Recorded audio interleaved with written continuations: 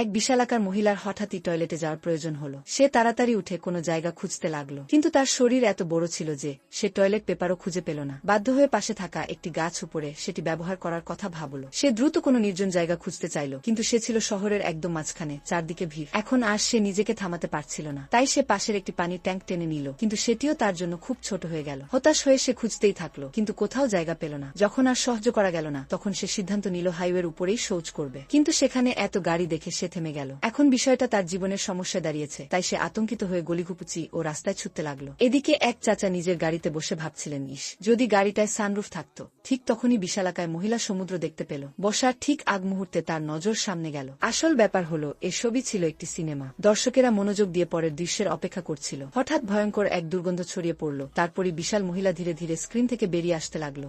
দর্শকেরা ভয়ে উন্মাদের মতো দৌড়াতে লাগলো, কিন্তু এক গোমরামুখ বৃদ্ধ এখনো গাড়িতে বসে সিনেমা দেখছিলেন।